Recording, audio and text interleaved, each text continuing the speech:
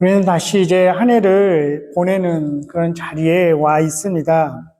무엇보다 하나님께 감사를 드립니다. 한결같은 예배자로 또 신실하게 우리의 삶을 이끄신 하나님께 감사를 드립니다. 이 시점에 와서 우리는 다 한 해를 이렇게 돌아보죠. 돌아보면 만감이 교차한다 이런 표현을 씁니다. 참 기쁜 그런 순간들, 함께 웃던 그런 순간들이 있고 또 참 힘겨웠던 그런 날들도 있습니다. 흡족한 그런 날들이 있었고 생각할수록 아쉬움이 남는 그런 일도 있습니다. 그리고 여전히 현재 진행형인 해결되지 않는 미완의 상태로 남아있는 일을 안고 또 새해를 맞이하기도 합니다. 이 시점에서 이 성경은 우리에게 돌을 세우고 또 제단을 세우는 사람들의 이야기를 들려줍니다. 이 말씀을 함께 나누면서 한 해를 보내고 새해를 맞이하는 우리에게 요구되는 신앙인의 모습이 어떠한 것인지 함께 상고해 보고자 합니다. 이 첫 번째 이야기는 사무엘과 이스라엘 사람들의 이야기입니다. 사사 시대에서 이제 왕정 시대로 넘어갈 때 이야기입니다. 사사들이 쭉 있었지 않습니까? 출애굽을 해서 여러 명의 사사들을 거쳐서 이 사무엘은 마지막 사사라고 일컬어집니다. 뿐만 아니라 예언자이기도 하고 제사장의 역할도 했던 참 아주 특별한 그러한 인물입니다. 그 후에 이제 왕정 시대로 들어가죠. 초대 왕인 사울이 왕으로 세워집니다. 그 전에 어느 한 시점에서 이 이스라엘 민족이 지난 날을 돌아보면서 미스바라는 곳에 모입니다. 들어보신 분들도 있죠. 미스바의 이름을 딴 그런 집회들도, 기도회들도 있습니다. 그 모인 이유가 그들이 그동안 섬겼던 하나님도 예배했지만 또 다른 이방, 우상도 숭배했던 그런 삶을 이제 회개하고 돌이키는 그런 참회의 기도를 하기 위해서입니다. 그러면서 일종의 어떤 예배 의식 같은 거, 물을 붓고 이런 의식들을 같이 행하기 위함이었습니다. 한 군데 이렇게 모여 있으니까 무방비 상태로 그들의 그 당시 이스라엘의 최대 적 중에 하나였던 블레셋이 이제 그 소식을 듣고 침공을 합니다. 읽지는 않았지만 이 7장 7절, 8절, 9절 보면 이스라엘 자손이 미스바에 모였다함을 블레셋 사람들이 들었다 그럽니다. 그리고 이스라엘을 치러 올라온지라 이스라엘 자손들이 듣고 블레셋 사람들을 두려워했다. 이렇게 돼 있습니다. 그래서 이스라엘 자손이 사무엘에게 우리를 위해서 쉬지 말고 하나님께 부르짖어 주십시오. 이렇게 간청을 합니다. 그때 이제 9절에 보면 사무엘이 젖먹는 어린 양 하나를 가져다가 온전한 번제를 여호와께 드리고 이스라엘을 위하여 여호와께 부르짖음에 여호와께서 응답하셨더라. 이렇게 되어 있습니다. 여기 나오는 이 온전한 제사의 의미는 뭐냐면 제사가 여러 종류가 있었습니다. 근데 그 중에 번제 중에 하나는 그 제사 드리는 동물을 완전히 다 태우는 겁니다. 어떤 제사는 좀 태우고 일부가 남으면 그 레위 족속 제사장들이 먹기도 했습니다. 그런데 이 온전한 제사라는 거는 다 완전히 없어질 때까지 태웁니다. 시간이 들어가는 거죠. 그리고 그만큼 육체적인 정성이 들어가는 그러한 제사입니다. 사무엘이 기도하면서 이 제사를 드린 거죠. 그랬더니 10절에 이렇게 되어 있습니다. 사무엘이 번제를 드릴 때에 블레셋 사람이 이스라엘과 싸우려고 가까이 오매 그날에 여호와께서 블레셋 사람에게 큰 우레를 발하여 그들을 어지럽게 하시니 그들이 이스라엘 앞에 패한지라 되어 있습니다. 그렇게 간절히 겸손히 기도하고 온전한 제사를 드린 결과로 하나님께서 어떤 군사력이나 지략이 아니라 상상도 못했던 그런 초자연적인 방법을 통해서 이 블레셋의 침공을 막아주십니다. 우레, 썬더스톰이죠. 경험해 보셨나요? 저도 한 20m 앞에 이렇게 번개가 팍 치는 그런 경험을 했었는데, 진짜 이게 집이 흔들리더라고요. 그리고 정신이 이렇게 혼미해지는 그런 것을 경험한 적이 있습니다. 그리고 예전에 한 7, 8년 전에 제가 초등학교 주일학교 설교할 기회가 있었는데 이 본문으로 그때 했던 기억이 납니다. 그때 이 장면을 묘사하는 일러스트레이션이 있는데 거기 보면 인상적인 게 사무엘도 늙은 사무엘도 이게 놀라가지고 이렇게 눈이 커지는 그런 만화 같은 일러스트레이션이 기억이 납니다. 사무엘도 놀랬던 거죠.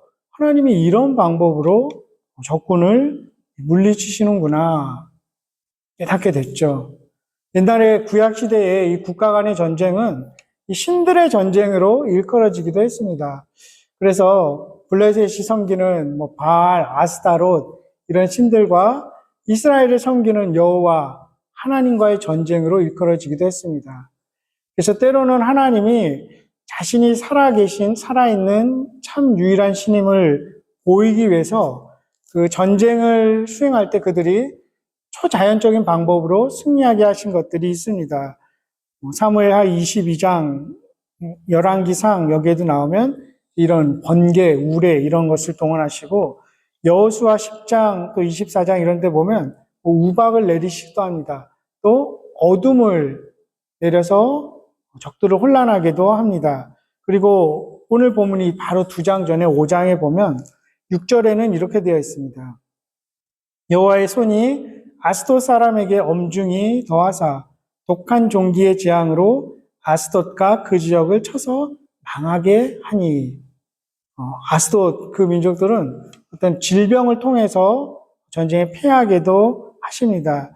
그렇기 때문에 하나님께서 직접 개입하신 이 전쟁에서는 군대의 수가 중요하지 않은 것이죠. 중요한 것은 하나님이 우리와 함께 하시는가 그렇지 않는가입니다. 물론 하나님이 이스라엘에게 항상 승리를 주신 것은 아닙니다. 언제나 무조건적으로 전쟁에서 이기게 하시지는 않았죠. 이스라엘 백성들이 우상을 숭배하고 온전히 언약을 지키지 않았을 때에는 이스라엘을 징계하기도 하시고 패하게도 하셨습니다. 그래서 이스라엘의 그 힘은 군대에 있지 않고 하나님을 신뢰하는 믿음에 있다는 것을 계속 가르쳐 주고 또 성경도 우리에게 알려줍니다. 신약 시대를 살아가는 우리들은 어떨까요? 신약 성경에는 국가 간의 전쟁에 대한 이야기는 사실 언급하지 않습니다. 신약 성경을 토대로 전쟁을 어떻게 임하고 수행해야 되냐, 어떻게 해석해야 되냐, 이런 숙제가 있지만 직접적으로 전쟁에 대한 이야기는 나오지 않고 단지 영적인 전쟁을 말하죠. 디모데후서 2장, 에베소서 6장에도 우리의 싸움은 혈과 육에 대한 싸움이 아니다. 계시록 같은 데도 보면 이제 보이지 않는 싸움, 악한 마귀, 악한 영들에 대한 그러한 전쟁임을 우리가 알게 됩니다. 그러한 영적인 전투에서 승리의 관건, 역시 예수 그리스도께서 우리와 함께 하시는가, 그렇지 않은가입니다. 엄밀히 말하면 우리의 어떤 행위로 예수님이 우리와 함께 하셔서 영적인 전쟁에서 이기게 하시고 우리가 잘 못하면 함께 하시지 않으셔서 지고 이런 것은 사실 아닙니다. 신약 성경을 보게 되면 우리는 신약의 그리스도인들은 사실 이미 이겨놓은 싸움을 지금 하는 과정에 있을 뿐이죠. 완전한 승리가 우리로 인함이 아니라 예수 그리스도로 인해서 완전한 승리가 보장되어 있는 것입니다. 단지 우리가 그걸 느끼는 거죠. 신앙의 굴곡이 있고 그래서 우리가 때로는 패배하는 것 같이 느껴지고 때로는 승리하는 것 같이 느껴지지만 우리는 이미 이긴 싸움을 하고 있는 것입니다. 그리고 우리가 할 수 있는 것, 우리가 마땅히 해야 되는 것은 우리의 무기인 기도하면서 또 찬양하면서 그리고 이들과 같은 우리가 번제를 드리진 않지만 진실되고 정성 어린 그러한 예배를 하는 것이 우리의 몫입니다. 이렇게 겸손하고 진실된 온전한 제사를 드린, 그래서 전쟁에 승리한 사무엘과 이스라엘이 이제 돌을 하나 쌓아서 세웁니다. 창세기 28장에 보면 야곱이 그 베델이라는 지역에서 하나님이 여기에 있으셨다, 그것을 기념하기 위해서 이 돌기둥을 하나 세우지 않습니까?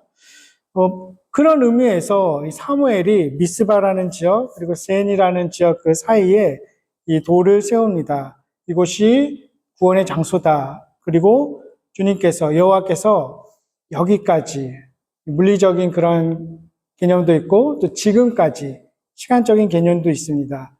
우리를 도우셨다는 의미의 에벤에셀이라고 칭합니다.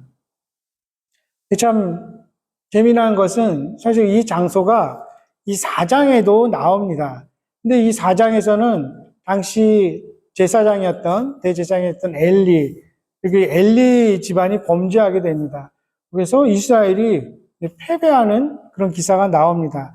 장소는 똑같습니다. 상황은 같지만 온전한 예배를 통한 하나님의 임재, 그리고 그렇지 않음, 그 결과로 인해서 완전히 상반된 결과가 나타나는 것을 보게 됩니다. 그러면서 사무엘과 이스라엘 민족은 이 승리가, 이 역사적인 일이 자신들의 업적이 아니라 하나님의 도우심이다, 이런 신앙 고백을 하게 되죠. 세상의 많은 지도자들이 업적을 남기면 본인의 동상을 세우거나 어디에 본인의 이름을 막 붙이지 않습니까? 그런 것과는 전혀 다르게 모든 것이 하나님의 은혜였고 도우심이었다, 그 도를 보면서 상기하고 또 고백하는 거죠. 그 도를 보면서 과거의 은혜를 기억하는 동시에 자신들의 죄와 연약함 인정하고 계속해서 하나님의 도우심을 구하게 되는 그런 상징이 되기도 합니다. 이 에벤에셀의 돌은 우리에게는 지나간 한 해에 대한 감사의 고백입니다. 그리고 맞이할 새해와 계속된 미래를 향한 소망의 선언이 되는 것이죠. 또 하나의 이야기는 오늘 두 번째 본문이 들어있는 그 배경 안에 있습니다. 그 이야기는 이스라엘 민족이 바벨론 포로에서 돌아오는 이야기 안에 있습니다. 무너진 성전을 이 소수의 사람들이 다시 세우고 예배를 회복하고자 하는 이야기입니다. 그들이 살던 성읍, 성전, 바벨론 군대에 의해서 초토화되었습니다. 하지만 하나님이 약속하신 대로 70년 후에 자신들의 땅으로 돌아오기 시작했습니다. 그들이 노력해서가 아니라 그 역시 그들이 상상할 수 없었던 방법, 고레스라는 그 이방 왕을 통해서 너 이제 돌아가도 된다, 이렇게 칙령이 내려집니다. 그래서 포로 생활을 마치고 고향으로 이제 귀환하는 거죠. 그 후에 얼마간의 시간이 지나서 이제 예루살렘에 도착한 소수의 유대인들이 다시 성읍과 성전을 재건하게 됩니다. 그런데 사실 이 이야기는 성경을 조금 읽고 연구해 보신 분들은 의문이 들기도 합니다. 이 에스라, 느헤미야 이렇게 붙어 있고 나중에 학계, 스가랴 붙어 있는데 그 이야기들이 다 이 무너진 그 성벽, 또 성전을 재건하는 이야기입니다. 근데 이게 읽어보면 이게 한 70년, 80년 기간 동안 일어난 일인데 한 사건처럼 표현되는 것도 있고 그 안에 이제 그들을 돕는 이방 왕들, 하나님께서 물론 이렇게 은혜를 베푸신 거죠. 고레스뿐만 아니라 아닥사스다 왕, 다리오 왕 이런 사람들이 조서를 내리는 것들이 쭉 나오는데 이게 시간적으로 딱 명확하게 정리되어 있거나 묘사되어 있지는 않습니다. 70년, 80년에 걸친 이 이야기들이 좀 이 이야기인가 저 이야기인가 헷갈릴 수도 있는데 그리고 그 기간 동안 이 재건이 중단되기도 합니다. 3장 바로 후에도 나오지만 바로 척척척척 진행된 것은 아니고 한동안 중단되기도 하고 또 다시 이제 시작하기도 합니다. 근데 그 원인이 지연된 원인 중에 하나가 물론 토착 세력들의 방해도 있었지만 왕실은 계속 협조를 했습니다. 근데 이제 학계 같은 선지자가 지적하는 것이 이스라엘 민족이 계속해서 그냥 안락을 추구했던 거죠. 이기적인 그런 태도가 있었습니다. 영적인 나태함을 학계 선지자는 이야기합니다. 편안하게 다시 돌아와서 잘 살고 있는 그들을 통해서 너희들은 그렇게 좋고 넓은 집에서 잘 살고 있는데 예배에 대한 그런 생각, 예배를 드릴 장소에 대한 그런 마음은 없는가 하고 지적하는 그런 이야기도 쭉 나옵니다. 그렇기 때문에 이 일들도 중요한 것이 시간적인 순서로 딱 구분하는 것, 그건 딱히 중요하지 않고 신앙적인 메시지를 주는 것이 중요합니다. 그래서 여기서도 우리가 주목하는 것은 연대보다는 당시에 예배를 회복하고자 했던 그 소수의 사람들이 있었다는 것, 그것에 우리가 주목하게 되고 이 3장의 내용도 그런 메시지를 우리에게 던집니다. 많은 사람들이 그런 경우도 있었지만 어떤 소수의 사람들은 다시 돌아와서 이제 삶의 터전을 다시 새롭게 다져야 하지 않습니까? 사회 기반 시설, 인프라 같은 것 다시 복구해야 되는데 그런 것들보다 중요하게 여기고 힘썼던 것이 번제단을 세우는 일, 즉 예배를 회복하는 일이었습니다. 그래서 소수의 사람들이 그것을 시작했던 거죠. 근데 오늘 3절에 보니까 그런데 주변 사람들에 대한 두려움이 있습니다. 모든 나라 백성들 이렇게 일컬어집니다. 주위에 암몬, 모압, 아라비아, 에돔 이런 족속들을 말하고 그 땅에 남아 있었지만 포로로 잡혀가지 않아서 피가 섞여버린 사마리아 지역이라고 하죠. 예, 그 사람들이 방해를 하는 것입니다. 왜냐하면 그냥 이렇게 잘 상업적으로도 번창하고 괜찮은 도시인데 예루살렘을 거룩한 도시, 예배드리는 도시 이렇게 회복시키려고 했던 것을 기득권 사람들이, 기득권 세력이 좋아하지 않았던 것이죠. 역사적으로 보면 하나님 앞에 온전한 예배를 드리려고 하면 방해하는 세력은 늘 있어 왔습니다. 전체 기독교 역사적으로도 그렇고 지역교회, 개개인의 삶 가운데서도 노골적인 공격도 있고 또 교활한 유혹도 있습니다. 교회의 역사 속에서 그런 위기를 계속 겪게 되죠. 근데 이들은 그런 가운데서도 적의에 찬 시선으로 이제 바라보고 그런 사람들이 있는데도 6절에 보면 7월 초하루부터 다시 번제를 드립니다. 예배를 시작했던 거죠.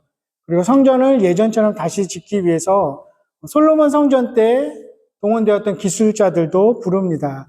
두로와 시돈에 있던 이 사람들, 그리고 그 재료들, 레바논의 백향목 같은 것도 다시 가져오게 됩니다. 또 그러면서 또 갔다가 중단됐다 이렇게 하면서 마침내는 에스라, 느헤미야, 학개, 스가랴 이들의 리더십을 통해서 성벽, 성전, 번제단을 세우게 됩니다. 이 모든 것들이 하나님의 도우심이고 은혜임을 계속 고백하는 내용들이 나옵니다. 7장 28절 같은 데도 이 일이 왕과 많은 사람으로 하나님이 그들을 통해서 우리가 은혜를 입게 하셨다 이러면서 찬양하는 내용들이 나옵니다. 그리고 그것을 방해하는 대적들은 하나님이 다 흩으셨습니다.